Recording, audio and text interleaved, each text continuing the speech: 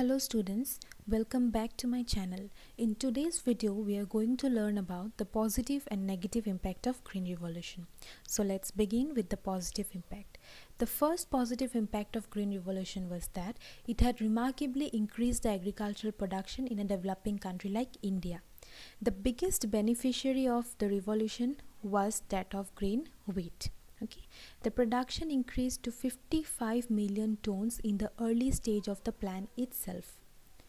The second positive impact was that the benefits of Green Revolution was not only limited to agricultural output, but it also increased the per acre yield.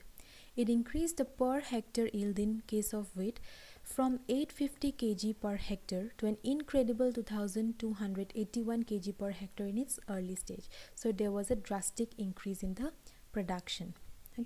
The third positive impact was that India reached its way to self-sufficiency as a result of Green Revolution.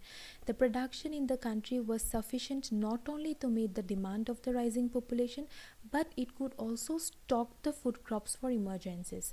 Instead of depending on the imported food grains from other countries, India started exporting its own agricultural produces. The next positive impact was that the introduction of the revolution inhibited or stopped the fear among the masses that commercial farming would lead to unemployment and leave a lot of the labor force jobless. But the result was completely different. There was a rise in rural employment. In fact, the industries such as transportation, irrigation, food processing, marketing created several employment opportunities for the work laborers. The Green Revolution in India majorly benefited the farmers of the country by improving their income, and it enabled the farmers to shift from sustenance farming to commercial farming. Now, what is sustenance farming? It is the method of farming where farmers grow food crops to meet the needs of themselves and their families. But in commercial farming, the farming is mainly done for commercial uses. So these were the positive impacts of Green Revolution. Now let's move on to the negative impact. The first negative impact of Green Revolution was that it created regional inequalities. Since the revolution was for a number of years limited to only wheat production, therefore the benefits of Green Revolution were mostly received by only the wheat growing areas. Secondly, it created interpersonal inequalities between the large and small scale farmers. The farmers that had large farmlands continued to make more income by reinvesting the earnings in farm and non-farm assets. They purchased land from the smaller cultivators, and in this way they created several inequalities. The third negative impact we can say is that it created a lack of biodiversity in the global cropland structures. The spread of the agricultural practices of Green Revolution, although it helped to reduce hunger issues in developing countries like ours, but it also created a significant loss in agrodiversity as well as wild biodiversity globally.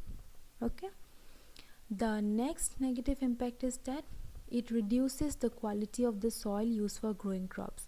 Now we know that repeatedly using the same crop on the same land will result in a depletion of soil nutrients. This outcome therefore forced farmers, especially those of the developing world, to look for new areas to keep up with their production quotas. It is a disadvantage that has led to continued deforestation because the current croplands cannot support the changing agricultural biome. Let's see the next negative impact.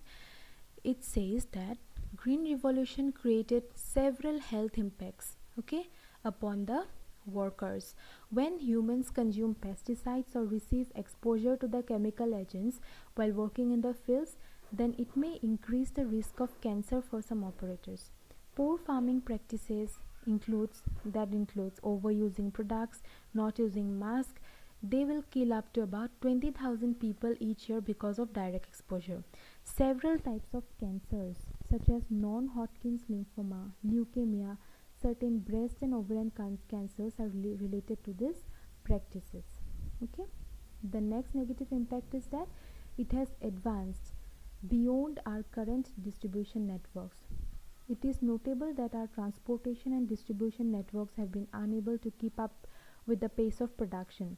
We are wasting more food today than ever before in the history of humanity.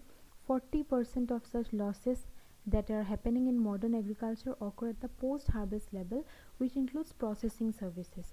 Another 40% occurs at the customer level, that includes the retail services. Okay, over 1.3 billion pounds of food are lost in some way each year, and root crops are the worst offenders. So this is a very disheartening point. Okay, the last negative impact that we shall discuss today is that green revolution encourages more resistance to pests, chemicals and other hazards. Plants are growing a resistance to the various herbicides that we use to control their growth. Pests are also adapting to the chemical agents that try to keep them away from the foods that we grow. There may come a day in the near future when the current set of pesticides and herbicides is no longer useful because the resistance levels have built up so effectively. Yes or no? So these were the positive and negative impacts of green revolution, which is very important from the examination point of view. I hope it is beneficial or helpful to you all, and if you like my videos, then please subscribe to my channel and put your comments on the comment box so that I can know your feedbacks. Okay, in the next video I'll come up with a new topic. Until then, goodbye.